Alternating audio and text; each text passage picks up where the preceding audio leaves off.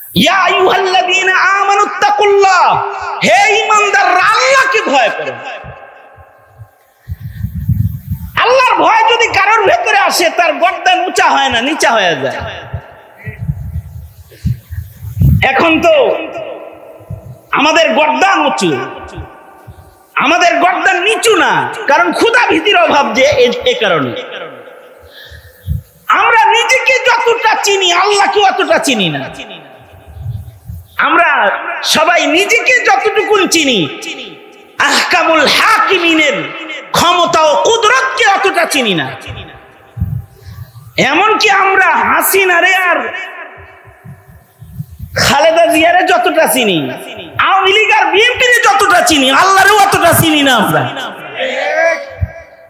আল্লাহরে যদি চিনতাম ভালো, তাইলে আমরা ভিন্ন কোয়ালিটির মুসলমান হইতাম। তবে আল্লাহ তাআলাকে কেউ যখন না চিনে, আল্লাহ তাআলা কিন্তু আল্লাহর পরিচয় দেখায় দেয়। যেমন এক সময় আল্লাহ বিল্লাহ সব ভুইরা, মোল্লা মুন্সি সব ধইরা, জেলখানা ভইরা আর অত্যাচার কইরা আওয়ামী লীগ যেন খোদা ভুইলা গেছিল, এরকম অবস্থান যখন হয়েছে, ঘাটটা ধরে হেলিকপ্টারে পাঠায় দাদার দেশে পাঠায় দিয়েছে, ইন্ডিয়া পাঠায় দিয়েছে।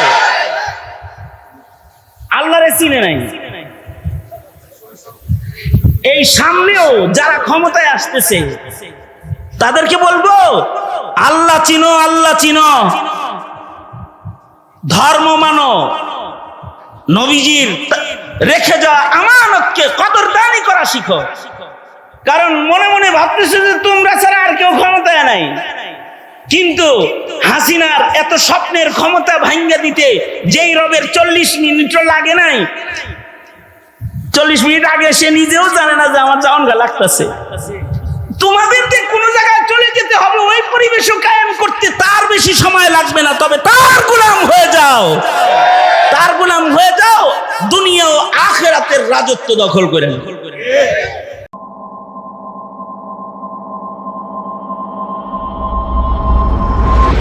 আসসালামু আলাইকুম ওয়া রাহমাতুল্লাহি ওয়া বারাকাতুহু। আলহামদুলিল্লাহ, আলহামদুলিল্লাহি ওয়া কাফা ওয়া সালামুন আলা ইবাদিহিল্লাযীনা ইসতাফা। আম্মা বা'দু ফাআউযু বিল্লাহি মিনাশ শাইতানির রাজীম। বিসমিল্লাহির রহমানির রহিম। يا أيها الذين آمنوا اتقوا الله وقولوا قولا سديدا يصلح لكم أعمالكم ويغفر لكم ذنوبكم ومن يطع الله ورسوله فقد فاز فوزا عظيما. وقال النبي صلى الله عليه وسلم من تمسك بسنتي عند فساد أمتي فله أجر شهيد، أو كما قال عليه الصلاة والسلام. اللهم صل على محمد وعلى آل محمد كما صليت على إبراهيم وعلى آل إبراهيم إنك حميد مجيد. اللهم بارك على محمد وعلى آل محمد كما باركت على إبراهيم وعلى آل إبراهيم إنك حميد مجيد. الحمد لله। মাদ্রাসাতুত তাকি আল ইসলামিয়া আয়োজিত মাহদি তাফসিরুল কোরআন মাহফিলের মোহতারাম সাদার, মোহতারাম সভাপতি, উপস্থিত হাজরাত, বুজুর্গ, উলামায়ে কেরাম, সম্মুখপানে সমবেত দিন প্রিয়, ইসলাম প্রিয়, দিনদার ইমানদার মুমিন মুসলমান ভাইয়েরা, আল্লাহর দরবারে শুকর, আল্লাহ তাআলা কোরআনে কারীমের আলোচনার মাহফিলে উলামাদের সোহবতে জান্নাতের বাগানে মধ্যরাত্রিতে আমাদের বসে থাকার তৌফিক আল্লাহ তাআলা দান করেছেন। কালিমাতুশ শুকর পড়ি, শুকরিয়া আদায় করি, জবান খুলে বলুন আলহামদুলিল্লাহ।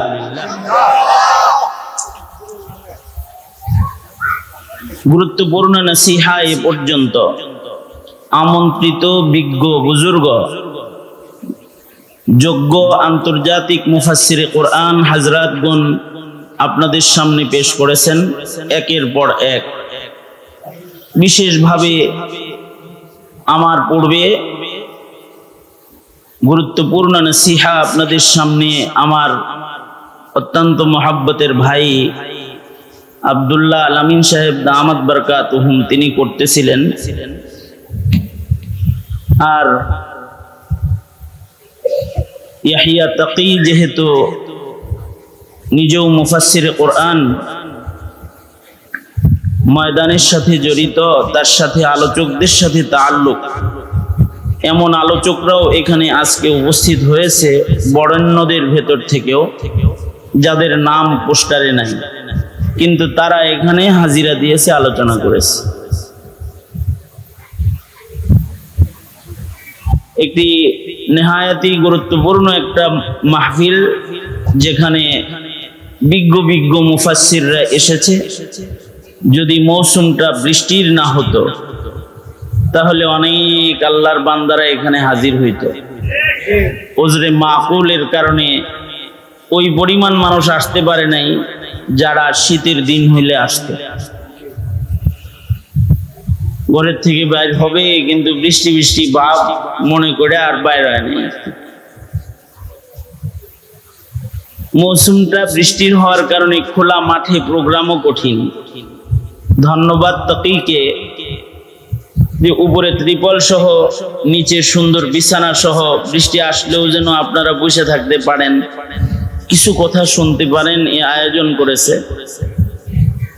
আর আপনারাও বসে রয়েছেন, কোরবানি দিয়েছেন, আপনাদের হাজিরি কোরবানি আল্লাহ তাআলা কবুল করেন। আপনারা বলুন আমিন। অনেক কথা হয়েছে, আমি আয়াত পড়েছি, আয়াতের মধ্যে 3টি নির্দেশ আছে। 1 নম্বর নির্দেশ হলো আল্লাহ পাক মুমিনদেরকে বলেছেন তোমরা মুত্তাকি হও, আল্লাহকে ভয় করো। ইয়া আইয়ুহাল্লাযীনা আমানুত্তাকুল্লাহ, তোমরা আল্লাহকে ভয় করো, একটা নির্দেশ। তাকওয়া কাকে বলা হয়? তাকওয়া বলা হয় আল্লাহ পাকের ভয়ে গুনাহ বর্জন করাকে তাকওয়া বলে। একটা সতর্কতা, খোদা ভীতি একটা সতর্কতার নাম। যেই সতর্কতার মাধ্যমে বান্দা গুনাহ বর্জন করে ইবাদতের জিন্দেগি গ্রহণ করে, এটাকেই তাকওয়া বলে। যে যত বড় মুত্তাকি তার গুনাহ তত কম। তাকওয়ার অভাব যখন হয় খোদা ভীতির, তখন মানুষ গুনাহ করে। বর্তমান সমাজের মানুষের ভেতরে গুনার প্রবণতা বেশি, ইবাদত করার ফজিলত বেশি। বোঝা যায় বর্তমান যুগের মানুষের ভিতরে তাকওয়া কম।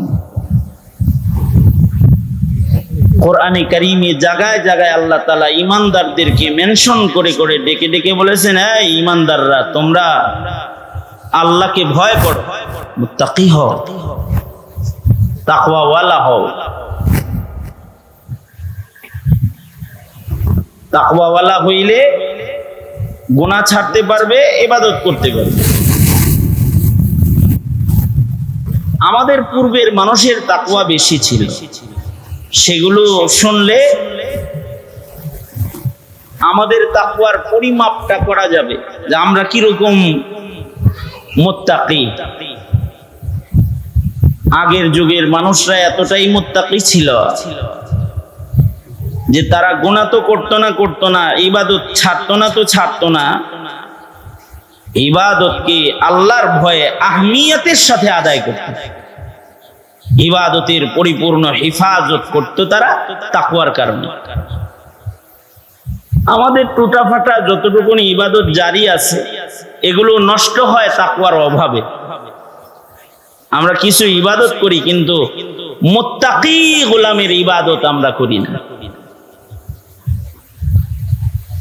আমরা নামাজ পড়ি কিন্তু আমাদের নামাজ তাকওয়ার নামাজ, খৌফ ও খাশিয়াতের নামাজ হয় না। আগের যুগের মানুষের তাকওয়া বেশি ছিল বিধায় তাদের নামাজ ভারী ছিল, ওজনদার ছিল। যেমন আমরা নামাজ পড়ি তাকবীরুল হেফাজত নাই, আমরা নামাজ পড়ি জামাতের ইহতিমাম নেই। একটা জমানা ছিল সমাজের কোনো একটা বালেক পুরুষ ঘরে নামাজ পড়তো না। যেমন আল্লাহর রাসূলের জমানা, নবীজির জমানায় অন্ধ অচলরাও জামাতে নামাজে হাজির হইত। ঘরে নামাজ পড়ার মতো হিম্মতি তাদের ছিল না, কারণ তার ইবাদত যদি আল্লাহর কাছে পছন্দের না হয় তাহলে ইবাদত করে লাভ কি? সর্বোচ্চ পছন্দের ইবাদত বানানোর জন্য যত মুজাহাদা, যত কষ্ট আছে সব তারা করত। এই কারণে তাদের এই ইবাদতের ধারাবাহিকতাটা এক এক সপ্তাহ ছিল না, একদিন দুই দিন না, এক বেলা দুই বেলা না, তারা লাগাতার ইবাদত করত। তাদের ইবাদতের কোয়ালিটিও লাগাতার ভালো রাখত। যেমন সাহাবায়ে কেরাম, তাদের ইবাদতের কোয়ালিটি বরাবরই ভালো এবং লাগাতার ভালো। তাবেঈদের যুগেও এটার হেফাজত ছিল। এ কারণে সাহাবীদের ইবাদতের বর্ণনা যেমন ইতিহাসের পাতায় আছে, তাবেঈদের গুণাবর্জন ইবাদতের বর্ণনা, তাকওয়ার বর্ণনা ইতিহাসের পাতায় মওজুদ আছে। যেমন ইতিহাসের পাতার একজন তাবেঈর নাম আমি বলি আপনাদের সামনে, সাঈদ ইবনে মুসাইয়্যিব রাহমাতুল্লাহি আলাইহি, যিনি হযরত আবু হুরায়রার মেয়ের জামাই ছিলেন। হযরত আবু হুরায়রা হলেন মুকাসসিরিন সাহাবীদের অন্যতম সর্বোচ্চ হাদিস রিওয়ায়াতকারী সাহাবী হযরত আবু হুরায়রা। এই হযরত আবু হুরায়রার মেয়ের জামাতা ছিলেন সাঈদ ইবনে মুসাইয়্যিব। ওনার ইবাদতের ঐতিহাসিক বর্ণনা কিতাবে মওজুদ আছে। কেমন ঐতিহাসিক বর্ণনাগুলো? কিছু অংশ আমি বলি আপনাদের সামনে। একটা বর্ণনা, সাঈদ ইবনে মুসাইয়্যিব 40 বছর লাগাতার তাকবীরে উলা সহকারে নামাজ আদায় করছেন। কত বছর? এই ওখানে কথা কয় কে রে? এই তোরা কথা বলছ ওখানে, যা এখান থেকে।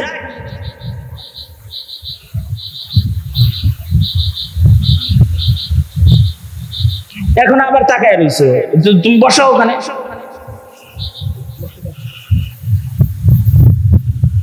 আমি কি বললাম আপনাদের কাছে? কত বছর? এবার বুঝেন, আপনি আমি নামাজ পড়ি কয় বছর? তাকওয়ার হিসাবটা করতে পারবেন যে আমাদের তাকওয়ার পরিমাপটা কি। শুধু তাই নয়, সাঈদ ইবনে মুসাইয়্যিব লাগাতার 40 বছর নামাজ পড়েছেন তাকবীরে উলা সহকারে। শুধু তাই নয়, সাঈদ ইবনে মুসাইয়্যিব বলেন 40 বছর আমি মসজিদের পয়লা কাতারে বসে মুয়াজ্জিনের আজান শুনেছি। তার মানে হলো 40 বছর লাগাতার তিনি আজানের আগে মসজিদে প্রবেশ করেছেন। ওনাকে বলা হয়েছে আজানের আগে কেন মসজিদে আসেন? এটাকে বলে তাকওয়াল্লাহ। উনি বলেন এজন্যে আজানের আগে মসজিদে এসে বসে থাকি, ময়দানে মাহশরে মহান আল্লাহ আদালতে কিবরিয়াতে যদি আমায় জিজ্ঞেস করে, সাঈদ আমার ঘরে আমার কদমে সেজদা দিতে মুয়াজ্জিন দিয়ে ডেকে ডেকে তোমায় কেন আনা লাগতো? ভরপুর মজলিসে ময়দানে মাহশরে কাহার আল জালালের সামনে এর উত্তর আমি কি দিব? এই ভয়ে আজানের আগে 40 বছর মসজিদে হাজিরা দিই। 40 বছর আজানের আগে মসজিদে হাজিরা দিয়েছে। আরো শোনেন, ইকামতে সালাত কাকে বলে? ইকামতে সালাত কি খালি সমাজে নামাজ, সবাইকে নামাজি বানানো, এটা ইকামতে সালাত না। ইকামতে সালাত হলো নিজের নামাজকে এমন ভাবে পড়া যেন আমার কোন ত্রুটির কারণে আমার নামাজ অস্তিত্বহীন না হয়ে যায়। কারণ হাদিসে আছে কিছু মানুষের নামাজ অস্তিত্বহীন হয়ে যাবে, চেহারায় ছুঁড়ে মারা হবে। ইকামতে সালাতের বহু দিকের একটা দিক হলো মাসাইলে সালাতকে গুরুত্বের সাথে হিফাজত করা, একটা একটা সুন্নতের হিফাজত করা। সাঈদ ইবনে মুসাইয়িব যে নামাজ পড়েছেন তিনি এক একটা সুন্নতের হিফাজত কেমন করেছেন উনি বলেন যে 40 বছর আল্লাহর শুকর আমি নামাজ পড়েছি, আমার নজর সেজদার জায়গায় ছিল। 40 বছরের ভেতরে নামাজরত দাঁড়ানো অবস্থায় আমার নজর কখনো আমার সামনে দাঁড়ানো মানুষের পিঠের উপরে পড়ে নাই। আল্লাহু আকবার কাবীরা। কি গুরুত্বটা কোন পর্যায়ে? তার মানে হলো নামাজের মধ্যে চোখের একটা সুন্নত আছে না? চোখের সুন্নতের একটা বর্ণনা শুনেন। একটা সুন্নতের অনেক দাম। ওমাইয়ুতি আল্লাহ ওয়ার রাসূল ফাউলাইকা মাআল্লাযিনা আনআমা আল্লাহু আলাইহিম মিনান নাবিয়্যিন ওয়াস সিদ্দীকিন ওয়াস শুহাদাই ওয়াস সালিহিন। বিনা হিসাব জান্নাতীদের সাথে জান্নাতে থাকা যাবে সুন্নতের আমলের বরকতে। আর আমি তিলাওয়াতকৃত আয়াতের শেষে আছে, আমার তিলাওয়াতকৃত আয়াতের শেষে আছে ওমাইয়ুতি আল্লাহ ওয়ার রাসূলা ফাকাদ ফাযা ফাওজান আযীমা। যারা আল্লাহ আল্লাহর রাসূলের ইত্তিবা করবে, সুন্নতের ইত্তিবা করবে, তাদেরকে আল্লাহ তাআলা অনেক বড় পুরস্কার দান করবে, অনেক বড় পুরস্কার দান করবে। সাঈদ ইবনে মুসাইয়িব শুধু চোখের সুন্নতটার কত গুরুত্ব দিছে। চোখের সুন্নত কি? নামাজরত নামাজে যখন কেউ দাঁড়াবে, দাঁড়ানো অবস্থায় চোখের সুন্নত হলো নজর থাকবে সেজদার জায়গায়।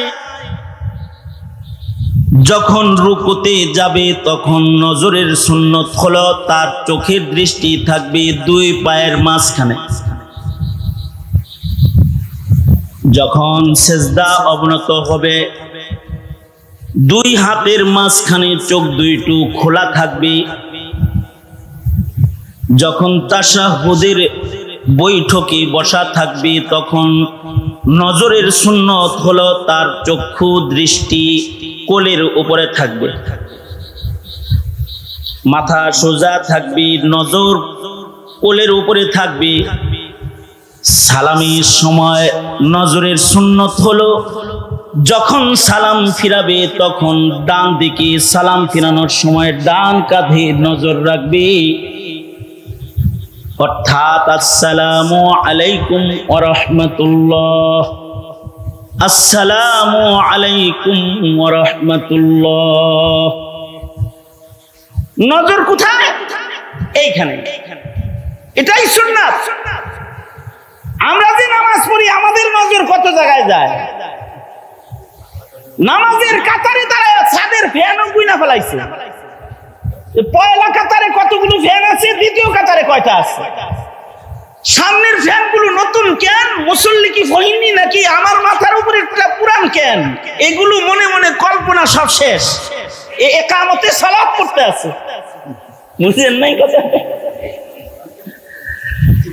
যখন নামাজ পড়তেছে নামাজের ভিতরেই হুজুরে কালব তো নাই, সুন্নত নাই, সে মসজিদে দেহ আছে, সে অন্য রাজ্যে ঘোরাফেরা করতেছে।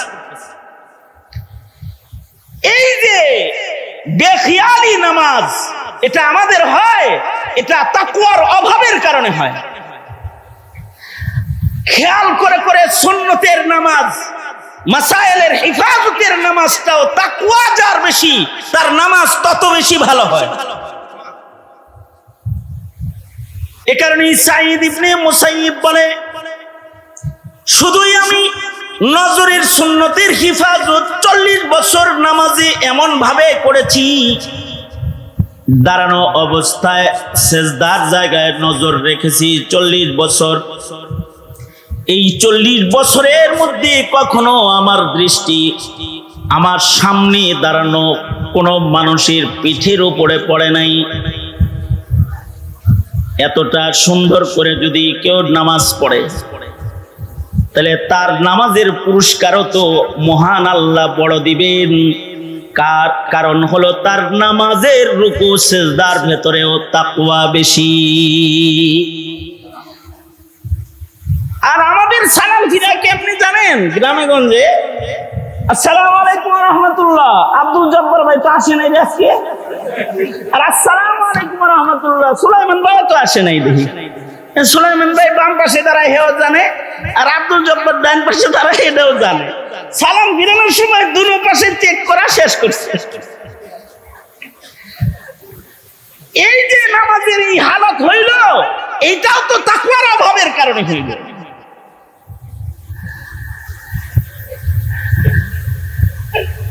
সুতরাং ইয়া আইয়ুহাল্লাযীনা আমানুত্তাকুল্লাহ, হে ঈমানদাররা আল্লাহকে ভয় করো।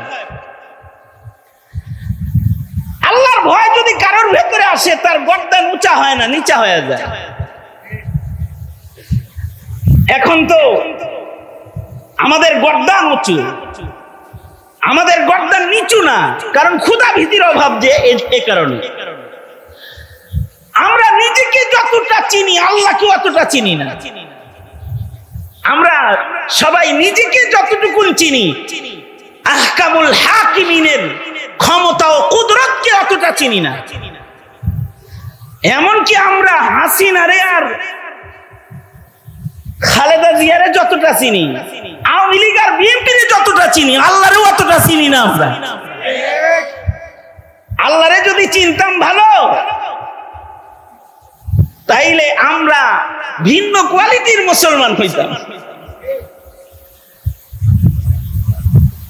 তবে আল্লাহ তাআলাকে কেউ যখন না চিনে, আল্লাহ তাআলা কিন্তু আল্লাহর পরিচয় দেখায় দেয়।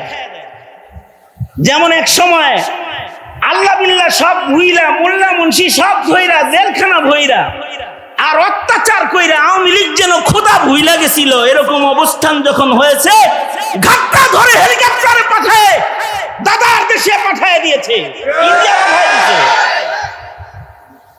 আল্লাহরে চিনে নাই। এই সামনেও যারা ক্ষমতায় আসতেছে, তাদেরকে বলবো আল্লাহ চিনো, আল্লাহ চিনো, ধর্ম মানো, নবীজির রেখে যাওয়া আমানতকে কদরদানি করা শিখো। কারণ মনে মনে ভাবতেছে যে তোমরা ছাড়া আর কেউ ক্ষমতায় নাই, কিন্তু হাসিনার এত স্বপ্নের ক্ষমতা ভাঙ্গা দিতে যেই রবের 40 মিনিটও লাগে নাই, 40 মিনিট আগে সে নিজেও জানে না যে আমার জাওয়ান গা লাগতেছে। তোমাদেরকে কোন জায়গায় চলে যেতে হবে, ওই পরিবেশও কায়েম করতে তার বেশি সময় লাগবে না। তবে তার গোলাম হয়ে যাও, তার গোলাম হয়ে যাও, দুনিয়া ও আখিরাতের রাজত্ব দখল করে নাও। খোদা ভীতির দরকার।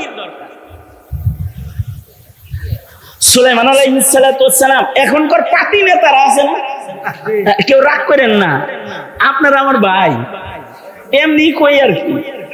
এখনকার কিছু পাতি নেতা আছে না, যারা কোন রকম নেতা হইছে, এখন নেতার জ্বালায় তো হাঁটা যায় না রাস্তা দিয়ে, ঠিক না? নেতার ভাব হইলে এরকম, আল্লাহরে ডরান লাগবো না, আমারে ডরা, এরকম ভাব তার ভিতরে আছে।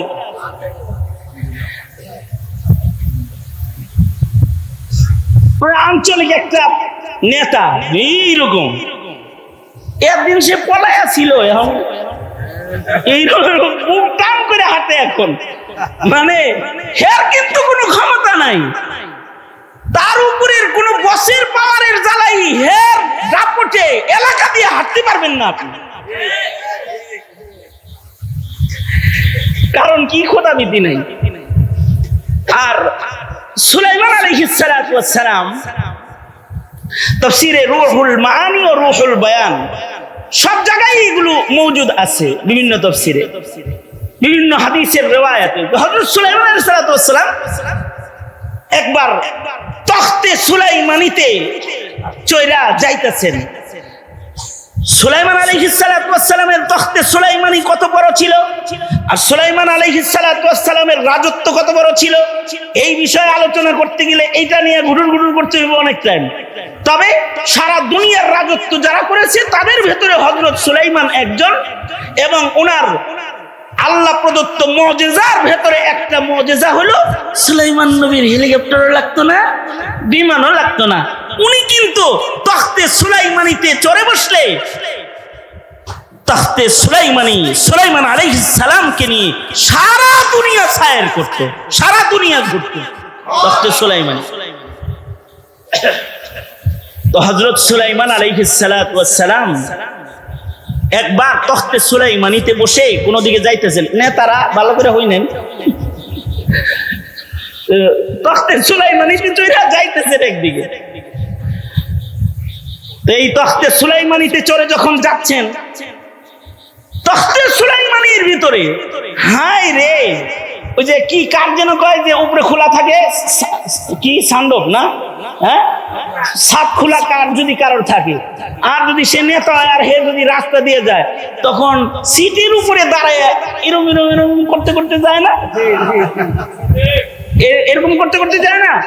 তখতে সুলাইমানির তো ছাদ নাই, তখতে সুলাইমানিতে সুলাইমান নবী বসে আছেন, নিচে থেকে সবাই সুলাইমান নবীকে দেখতে চায়, সবাই তখতে সুলাইমানির দিকে তাকায়, কিন্তু সুলাইমান আলাইহিস সালাতু ওয়াস সালাম উনি আসামির মতো মাথাটা নিচে দিয়া চুপি চুপি বৈশা যায় সবসময়। হযরত সুলাইমানের মন্ত্রী পরিষদ যারা, তারা সুলাইমান নবীকে জিজ্ঞেস করলেন, পয়গম্বর সুলাইমান, তখতে সুলাইমানিতে বসে আপনি যান মাথাটা পর্যন্ত উঁচা করেন না, আর হিমিয়ার নেতা দেখে মোটর সাইকেলে বইছে, তাই তার ধাক্কার চোটে কেউ রাস্তায় থাকতে পারে না। আর তখতে সুলাইমানিতে সুলাইমান আলাইহিস সালাতু ওয়াস সালাম বসেছেন, মাথা নিচের দিকে দিয়ে বসে আছেন। মন্ত্রী পরিষদ বলে, সুলাইমান মাথা নিচের দিকে দিয়ে কেন বসে আছেন, মাথা কেন উঁচা করেন না, এভাবে জড়সড় হয়ে বসেছেন কেন? হযরত সুলাইমান বলে, সারা দুনিয়ার বাদশাহী মহান আল্লাহ আমাকে দান করেছে, কিন্তু আমাকে এই বিনয় আর নম্রতা একটা পিপিলিকায় শিক্ষা দিয়েছে। আমার এই বিনয় আমি শিক্ষা গ্রহণ করেছি একটা পিপিলিকার কাছ থেকে। আল্লামানি নামলাতুন, একটা পিঁপড়ায় আমাকে মাথা নত করা শিখাইছে। কেমনে? ওই যে পিপিলিকার সাথে আমি কথা বলতেছিলাম, সুলাইমান নবী পিঁপড়ার সাথে কথা বলতেন, পিপিলিকার কথা বুঝতেন, এমনকি মন্তকাত তায়ের পশু পাখির ভাষা আল্লাহ পয়গম্বর সুলাইমানকে শিক্ষা দিয়েছিলেন। সূরা নামল সুলাইমান নবীও পিপিলিকার কথার দলিল বহন করে, ইতিহাস বর্ণনা করে মহান আল্লাহ উম্মতে মুসলিমাকে সূরা নামল দান করেছেন। পিঁপড়ার সাথে কথা বলতেন। সুলাইমান আলাইহিস সালাতু ওয়াস সালাম ইনস ও জিনের বাদশা ছিলেন, পাখির সাথেও কথা বলতেন, এমনকি পাখির কথা বুঝতেন। আমরা কি পাখির কথা বুঝি? বুঝেন কথা কর না, বুঝেন পাখির কথা? আমরা তো পাখির কথা বুঝি না, কিন্তু সুলাইমান আলাইহিস সালাম পাখির কথাও বুঝতেন। একবার সুলাইমান আলাইহিস সালাম রাস্তা দিয়ে যাইতেছেন, তো দেখে গাছের ডালে বসে বসে এক পুরুষ পাখি এক মহিলা পাখির সাথে প্রেম করতেছে।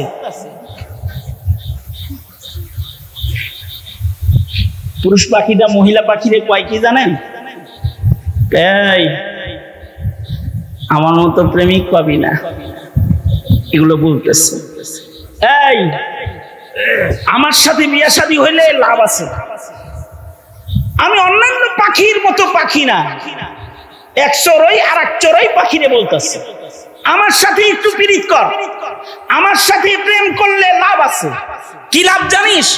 আমি তোকে মসজিদুল আকসার সাদা গম্বুজের ভেতরে তোর জন্য একটা বাড়ি বানায় দিব। সুলাইমান নবী কয় সব বিয়াকারীরা মিথ্যাবাদী, কারণ মসজিদুল আকসার খবর আমার চাইতে তো আর কেউ বেশি জানে না। বারবার আমি মসজিদুল আকসা নির্মাণ করেছি, আর ও বউয়ের লোভ দেখাইতেছে যে ওই মিনারার সাদা জায়গায় তোকে একটা বাসা বানায় দিব, ওইখানে দুইজন থাকবো, আমার সাথে ওই জায়গায় সম্পর্ক আছে, করার মতো লাইনঘাট আছে, এগুলো বলতেছে। সুলাইমান নবী বলে যে কিরকম মিথ্যাবাদী, কুল্লু নাকিহিন কাযযাব। সুলাইমান নবী বলে সব বিয়াকারী যারা এগুলো সব মিথ্যাবাদী, কারণ বিয়ার আগে খালি বিভিন্ন ধরনের প্রলোভন কথাবার্তা উল্টো উল্টো কয়, আর বিয়ার পরে এই মিষ্টি কথা থাকে না, এই কথাগুলো টক হয়ে যায়। মানুষের মুখের কথা টক হয়ে যাক, তিতা হয়ে যাক, ধারালো হয়ে যাক, এটা আল্লাহ পাক চান না। এ কারণে আল্লাহ পাক বলেন অকুলু কাউলান সাদীদা। আমি যে আয়াত পড়েছি এটা কিন্তু বিবাহের খুতবার ভেতরে এই আয়াত পড়া হয়। বিয়ের খুতবার ভিতরে যে 3 আয়াত পড়া হয় তার ভিতরে এইটা এক আয়াত। তার মানে হলো ইয়া আইয়ুহাল্লাযীনা আমানুত্তাকুল্লাহ ওয়া কুলু কাওলান সাদীদা। আল্লাহ বলেন হে ঈমানদারেরা তোমরা আল্লাহকে ভয় করো, ওয়া কুলু কাওলান সাদীদা, তোমরা মিষ্টি মিষ্টি কথা বলো, সুন্দর সুন্দর কথা বলো, দুষ্ট কথা বলবা না, নষ্ট কথা বলবা না, ভালো কথা বলবা, পাক কথা বলবা, সুন্দর সুন্দর কথা বলবা। বিয়ে শাদী যেহেতু কথার মাধ্যমেই বিয়ে হয়, এ কারণে সুন্দর সত্য কথা বিবাহের মজলিসে যেন উচ্চারিত হয়। দুইটা কবুল শব্দ কথার মাধ্যমে দূরের দুইটা মানুষ কাছের হইয়া যায়। এই মুখের কথাগুলো যেন নষ্ট কথা না হয়, এই কথাগুলো যেন প্রলোভনের কথা না হয়, আর বিয়ের পরে যেন আবার বাসা পাল্টায় না যায়। বিয়ের আগে কইছে রসের রসের, এবার কয় কষের কষের। বিয়ে কইরা আইনে এবার কয় জানি না তোর বাড়ি কি আছে, এত ফুটানি করস কে, আমার বাড়িতে থাকবি, 3 বেলা খাবি, সোজা হয়ে চলবি। আর এর আগে বলছে বিয়ে সাহেব আমার ছেলের কাছে মেয়েটা দেন, রাজরানী বানায় রাখুন। আর বাড়িতে আইনে কয় বুড়া বয়সে তোমার শাশুড়ি কাজ করবে নাকি, চোখে দেখো না, লাগলে কাজের বুয়া একটা ধরে রয়েছে আর কি। দিন রাতের সব কাজ হের ঘাড়ে উঠাই দিছে। তো হযরত সুলাইমান বলে সব বিয়াকারীরা মিথ্যাবাদী। এরে পাখি বিয়া করতে চায় তো বললো কি মিশা কথা কয়? অন্যরা পাখির ভাষা বুঝে না, তাই তারা জানে না। কিন্তু সুলাইমান নবী যেহেতু আল্লামানি মানতিকাত তাইর, হযরত সুলাইমান বলেন আল্লাহ আমাকে পাখির ভাষা শিক্ষা দিয়েছেন। উনি পাখির ভাষা শুনতেছেন, পাখিরে বলে আই লাভ ইউ, আমি তোমাকে ভালোবাসি, আর আমি স্বামী হিসেবে একজন মানে খুব ভালো কোয়ালিটির একটা স্বামী, সুতরাং আমাকে বিয়ে করলে তোমাকে কিন্তু মসজিদুল আকসার মিনারায় আমি বাড়ি বানায় দিব। যাই হোক, এটা কথা না, ফাঁক দিয়া আয়াতের ভেতরে একটু ঢুকেছিলাম আবার বেরিয়ে গেলাম। সেটা হলো সুলাইমান আলাইহিস সালাম পশু পাখির ভাষাও বুঝতেন এবং পিপিলিকার ভাষাও বুঝতেন, পিঁপড়ার সাথে কথা বলতেন। তো হযরত সুলাইমান পিপিলিকার সর্দারকে বললেন,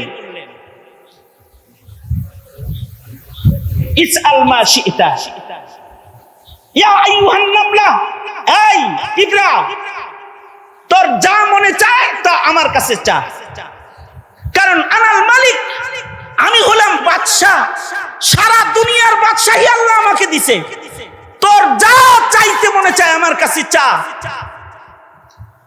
উতিক, আমি তোকে দেব, তোরে খুশি করে দেব, আমি তোর উপরে খুশি হয়ে গেছি, চা একটা কিছু।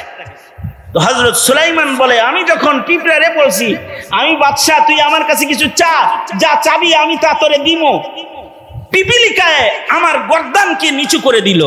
আমি যে আনাল মালিক বলেছিলাম, আমি নেতা, আমি বাদশাহ এটা বলেছিলাম, আমার গর্দানকে নিচু করে দিল। পিপিলিকা আমাকে বলল, ইয়া আইয়ুহাল মালিক, ও হে বাদশাহ নামদার, জিদ ফি হায়াতি, আল্লাহ আমারে যে হায়াত রূপ দিছে, এই হায়াত থেকে আরেকটু বাড়ায়া আমার হায়াতটাকে একটু বড় বানায়া দেন। সুলাইমান আলাইহিস সালাম বললেন, হে যখন হায়াত চাইছে তখন তো আমি নাই, কারণ বুঝা থাকলে জোরে করে বলেন, হায়াতের মালিক একমাত্র কে? জোরে আওয়াজ করে বলেন। সুলাইমান নবীর কাছে তার হায়াত নাই, এ কারণে সুলাইমান আলাইহিস সালাম ইন্তেকালের পূর্বে হায়াত চেয়েছিলেন, আল্লাহ ওনাকেও হায়াত দেয় নাই, লাঠি ভর দিয়ে দাঁড়ানো অবস্থায় রূহ লয়ে গেছে, কোরআনে বর্ণনা মওজুদ আছে। তার মানে হায়াতের মালিক কে? জোরে বলুন। সুতরাং আমেরিকার সাথে সম্পর্ক থাকলে বাঁচনু, ইন্ডিয়ার সাথে সম্পর্ক থাকলে বাঁচনু, চায়নার সাথে সম্পর্ক থাকলে বাঁচনু। আমাদের বাচ্চা মরা কার হাতে? জোরে আওয়াজ করে বলেন। আমাদের জীবন, আমাদের মরণ সবকিছু মহান আল্লাহ পাকের হাতে। এ কারণে মুসলমানরা আমেরিকাকে ভয় পায় না, ইমানদারেরা ইন্ডিয়াকে ভয় পায় না, কারণ তাদের আয়তন বড় হতে পারে, অস্ত্রের শক্তি বেশি হতে পারে, ওদের জন্য আল্লাহ নাই, লানাল মাওলা ওয়ালা মাওলা লাহুম, আমাদের জন্য আছেন কি? জোরে আওয়াজ করে বলেন। হায়াতের মালিক তুই আল্লাহ, পৃথিবীর কোন রাজা বাদশার কাছে হায়াত নাই। সুলাইমান নবী বললেন, এইটা ছাড়া অন্য কিছু চাওয়া যায় না, এটা তো কোনো মানুষ দিতে পারে না, আসলেই দিতে পারে না। কোন বড়ি খায়া হায়াত বানান যায় না, হায়াত বড়ি নাই। ইদানিং কালে কোন ঔষধ যদি মার্কেটে আসে, এইটার ম্যানেজমেন্টে এবং প্রচারণায় যে পরিমাণ, ওগুলোর কি কয় ইংলিশে? হ্যাঁ, আরে না, যারা ঔষধ ঘুরে মার্কেটিং করে, মার্কেটিং ম্যানেজার, এই মার্কেটিং ম্যানেজার ট্যাবলেট কত আছে তার চাইতে ম্যানেজার বেশি আছে। মার্কেটিং ম্যানেজার বড়ি যে কয়টা এর চাইতে লোক বেশি। সব ডাক্তারের চেম্বারে একজন করে বয়ে রয়েছে। একজন আইসা আমাকে বলে, হুজুর আমি কিন্তু ভালো ওষুধ কোম্পানির একজন মার্কেটিং ম্যানেজার, আমার দাওয়াত দিতে আইছে আর কি। আমি বললাম, তো আপনার লগে খাতির রাখা দরকার, কারণ অসুখ বিসুখ জেলেতে আসার পরে না খুব বেশি। হাসিনা জেলখানায় এত আদর করছে যে জেলের থেকে বের হওয়ার পরে এবার অসুখ বিসুখের সীমা নাই, আপনার লগে খাতির দরকার। তা আমি বললাম, আপনার কোম্পানি কি কি ওষুধ বানায়? এই ওষুধ তো অন্য কোম্পানিও বানায়, আপনার কোম্পানি কে বললেন একটা ভালো বড়ি বানাইতে, কি কোনো আইডিয়া হুজুর? আমি কই, হ্যাঁ আমার কাছে দারুণ আইডিয়া আছে, যে জমিন বেচে আগে বড়ি কিনা সবাই যার যার আলমারি বইরে রাখবো, যদি একটা বড়ি খালি বানান যায়, বড়িটার নাম দিবেন হলো হায়াত বড়ি। কি বড়ি? কি বড়ির নাম হবে হায়াত বড়ি। এইটা কেনার জন্য বাপেরা তাদের মিরাজ বন্টন বন্ধ করে দিবে, যার যার জমিন বইছে নিজেই বড়ি কিনা বইয়া থাকবো আর কইব তুই যা ছেলে আছে ভালো কথা বড়ি কিনার জন্য দেয়া পাবি না এই জায়গা তুমি যা আছে এগুলো সব বিক্রি করে আমি বেঁচে যাবো কারণ হায়াতের দাম মানুষের কাছে এত বেশি কিন্তু হায়াতের মালিকানা এক জাররাও মানুষের কাছে নাই আল্লাযী খালাকাল মাউতা ওয়াল হায়াতা লিয়াবলুয়াকুম আইয়ুকুম আহসানু আমালা এটার মালিকানা একমাত্র কার জোরে আওয়াজ করে বলেন সুলাইমান নবী বলে আমার কাছে তো হায়াত নাই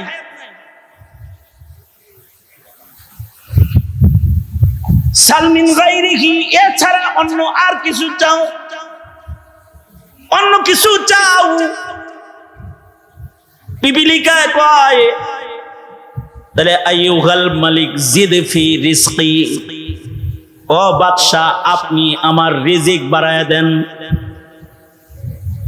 সুলাইমান আলাইহিস সালাম আবার মাথা নিচের দিকে না না রিজিকের মালিকও আমি না বলুন তো রিজকের মালিক কি জোরে আওয়াজ করে বলেন আমার আপনার রিজিকের মালিক আল্লাহ দুনিয়ার সব এই সাঙ্গ খেলা যা আছে সাঙ্গ হয়ে যায় দুই জিনিসের কারণে আর খেলা জমে দুই জিনিসের কারণে হায়াত রিজিক হয় তো দুনিয়ার খেলা বাকি রয় হায়াত রিজিক নাই তো খেলা বন্ধ হয়ে যায় দুনিয়ার হায়াত দারমাদার এই দুই জিনিসের উপরে পিঁপড়া বলে খুব বড় করে টান করে বললেন আনাল মালিক আমি বাদশা ইসআল মা শিতা যা মনে চায় তা চাও দিমু ওটি দুইটা চাইলাম যেই দুই জিনিস দিয়ে দুনিয়া চলে দুইটার একটাও নাই আপনার কাছে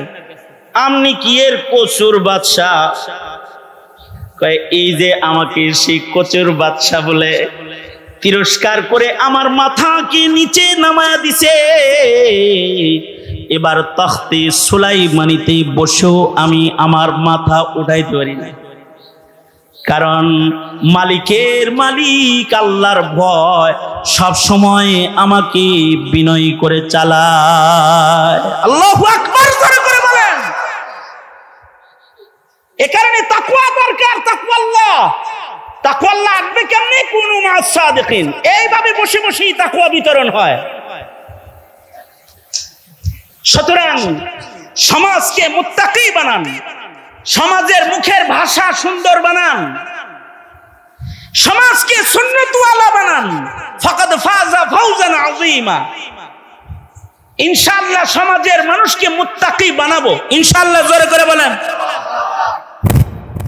খোদা ভীরু বানাবো তাকওয়া আল্লাহ শিখাবো এবং ভাষা সুন্দর বানান জবান ভালো করেন রাজনীতি করেন আপনারা একজনের গালির জ্বালায় আরেকজনের ভোট চলে যায় এই মুখ ভালো করে আলান সুন্দর ভাষা নিয়ে আগমন করুন কারণ মানুষের যখন মুখ অসুন্দর হয়ে যায় তখন বুক অসুন্দর হয়ে যায় আর যখন মুখটা ভালো হয় তো বুকটা ভালো হয়ে যায় এ কারণে কুলু কাওলান সাদীদা মুখটা ভালো করো বুকটা ভালো হয়ে যাবে সুতরাং দুষ্ট কথা উচ্চারণ করব না ইনশাআল্লাহ জোরে করে বলেন তৈয়ার আছি তো ইনশাআল্লাহ আর সুন্নতের পাবন জিন্দেগি করব সমাজে মুত্তাকি বাচ্চা কাচ্চা বানাইতে দরকার মাদ্রাসা স্কুল কলেজে তাকওয়া শিক্ষা দিবে না কিন্তু তাকি আপনার ছেলেকে তাকওয়া শিক্ষা দিবে যে কোনো মাদ্রাসা আপনার সন্তানকে তাকওয়া শিক্ষা দিবে নম্র ভাষা শিক্ষা দিবে এ কারণে দেখেন না এই দেশের কোন হুজুরের ভাষা খারাপ না এরা মিম্বরে বসে বসে মিষ্টি কথায় কথা কয় আপনি কি মনে করেন আপনার মতো ভাষা এরা জানে না বিশ্বাস করেন যদি প্রতিযোগিতা লাগে না আপনি পারবেন না কিন্তু জানে কিন্তু আপনাকে কিছু বলে না আর কি কারণ তারা তাদের মুখকে সুন্দর কথায় ব্যবহার করে সুন্দর কাজ করে সুন্দর কথা সুন্দর মুখ তাই সুন্দর কাজ বেশি করে তবে মুমিনের হৃদয়ে ঈমান আছে ঈমান এই ঈমান নষ্ট করে তাকওয়া তাহারাত নষ্ট করে যারা জাতিকে বেঈমান বানাইতে চায় তাদের মোকাবেলায় সংগ্রাম এক নাম্বার হলো তালিম তরবিয়তের সংগ্রাম। তালিম তরবিয়তের মাধ্যমে এদের বিরুদ্ধে সংগ্রাম চালিয়ে যেতে হবে। নবী রাসূল দিয়ে আল্লাহ তাআলা এই পদ্ধতিটাকেই সর্বপ্রথম গ্রহণ করেছেন, তালিম ও তরবিয়ত। আমি একটা কথা বলে আমি আমার আলোচনা আজকের মতো শেষ করে দেব ইনশাআল্লাহ। সেটা হলো হজ থেকে আসার সময় আমি ফ্লাইটে উঠেছি এই গত সফরে। তা আমার পাশে যে ক্রু আছে খেদমতে, তো বিজনেস ক্লাসের ওই ক্রুদের কাছে নাম শুদ্ধা ওদের কাছে লিস্ট আছে, অমুক অমুক এত সিটে, অমুক অমুক এত সিটে। তো আমার সিট বরাবর এসে দাঁড়ায় ক্রু বলে কি, your name Khalid Saifullah Ayyubi? G, my name is Khalid Saifullah Ayyubi. Your name, তোমার নাম কি? My name is Ali. আমার নাম আলী। আলী। আমি ভাবলাম যাক, আজকে কমাস কম একটা মুসলমানের রাতের খাওয়ান দাওয়ান নসিব হইতেছে মনে হয়। খুশি হয়েছি আর কি। আমার কাছে আসছে, খাবার নিয়ে আসছে। তা আইসা আমার দাড়িতে হাত দিয়ে বলে, তোর দাড়িটা খুব সুন্দর লাগে, ইউ আর এ সুন্নি মুসলিম? আমার তুই কি সুন্নি মুসলিম নাকি? হ্যাঁ আমি সুন্নি মুসলিম। ইউ আর এ সুন্নি মুসলিম?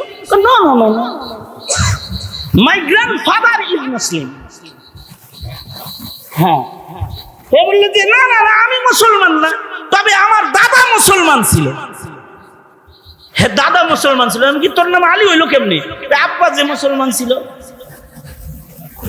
আব্বা সব করে নাম রাখছে আলী, কিন্তু বাবা আমার ছোটবেলায় মারা গেছে। বাবা বিয়ে করেছিল একটা খ্রিস্টানকে। বাবার মৃত্যুর পরে আমার মা আমাদের 3-4 ভাই বোন যারা আছি এদের সবাইরে খ্রিস্ট ধর্ম শিখাইছে, খ্রিস্টানদের সাথে আত্মীয়তা করাইছে। আমাদের মুসলিম পরিচয় যেটা ওইটা বাবার পর্যন্তই শেষ, এরপরে ব্রেক হয়ে গেছে।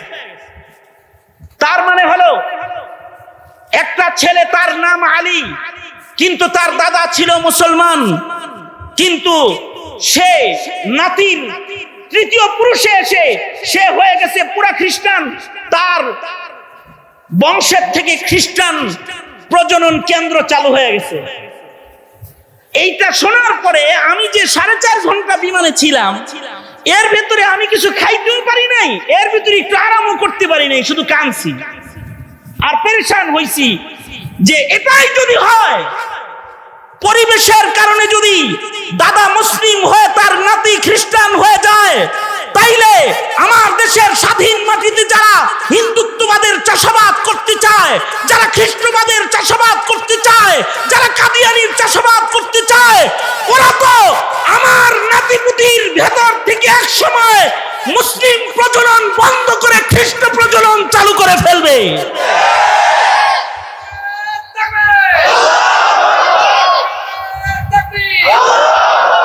তাইলে আমি আপনি মুমিন হিসাবে আপনার আমার জমিনের পাহারাদারির সতর্কতা কতটুকু হওয়া দরকার?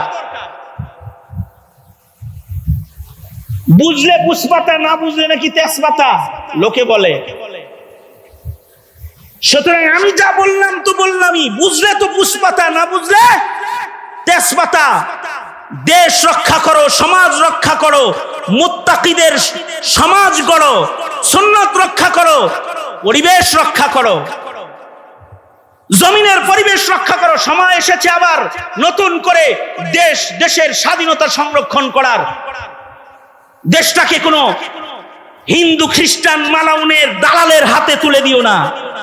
মুসলিম হিসাবে এর পাহারাদারি করো। তৈরি আছেন তো ইনশাআল্লাহ? আল্লাহ তাআলা আমাদেরকে ভূমিকায় অবতীর্ণ হওয়ার তৌফিক দান করেন। এটাই সংক্ষিপ্ত কথা। ইয়াহিয়া ভাতিজা, বন্ধু, বড় ভাই জাকারিয়া আল হুসাইনি দামাত বারকাতুহুম কর্মজীবনের প্রথম বছরের সঙ্গী, আর তারই সন্তান আমার কোলে পেশাব করছে। ইয়াহিয়া এটাকেই আমার কোলে মুছছে মিয়া। হ্যাঁ, কয়বার মুছছে জানি না।